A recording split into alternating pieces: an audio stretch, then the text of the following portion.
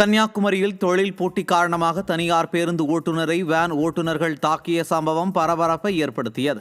படந்தாலுமூடு பகுதியில் உள்ள தனியார் கல்லூரி மாணவிகளை சுற்றுலா அழைத்துச் செல்ல கேரளா பதிவு எண் கொண்ட தனியார் பேருந்து ஏற்பாடு செய்யப்பட்டிருந்தது. இந்நிலையில் மாணவிகளை அழைத்துச் செல்ல வந்த தனியார் பேருந்தை கல்லூரி முன்பு தடுத்து நிறுத்தி வேன் ஓட்டுநர்கள் பேருந்து ஓட்டுநரை கடுமையாக தாக்கினர். தொழில் போட்டி காரணமாக தனியார் பேருந்து ஓட்டுநர் மீது வேன் ஓட்டுநர்கள் தாக்கிய சம்பவம் அப்பகுதியில் பரபரப்பை ஏற்படுத்தியது.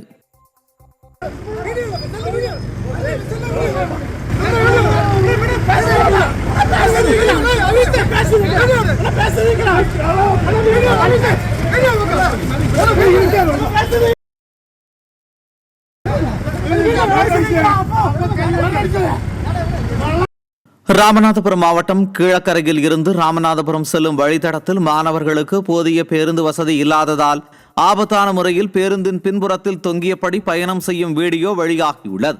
நகரில் உள்ள பள்ளி கல்லூரிகளுக்கு செல்லும் மாணவர்களுக்கு போதிய பேருந்து வசதிகள் இல்லாமலும் அரசு பேருந்துகளை மாற்று வழித்தடத்தில் இயக்குவதாலும் மாணவர்கள் ஆபத்தான முறையில் பேருந்தின் பின்புறத்தில் தொங்கியபடி பயணம் செய்கிறார்கள்.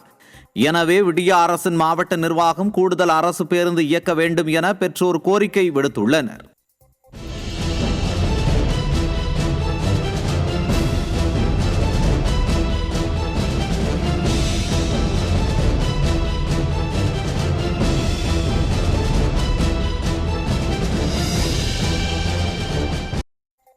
சென்னை திருவொற்றியூர் குப்பை ஊராக காட்சியளிப்பதால் நோய் தொற்று அபாயத்தால் பொதுமக்கள் பீதியடைந்துள்ளனர். அண்ணாமலை நகர் பகுதியில் கடந்த சில நாட்களாகவே குப்பைகளுடன் கழிவுநீர் தேங்கி நிற்கிறது. இதனால் கொசுக்கள் உற்பத்தியாகி அப்பகுதி மக்களுக்கு நோய் தொற்று பரவு அபாயம் ஏற்பட்டுள்ளது.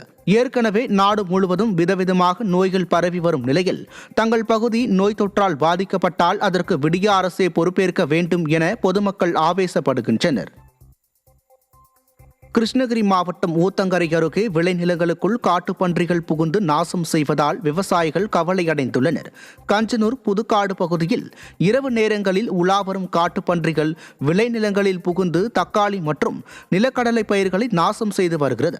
கடந்த 3 ஆண்டுகளாகவே இதுபோல் காட்டுப்பன்றிகள் தொல்லை அதிகமாக உள்ள நிலையில் திறனற்ற திமுக அரசின் வனத்துறையினர் கைகட்டி வேடிக்கை பார்ப்பதாக விவசாயிகள் குற்றம் சாட்டினர்.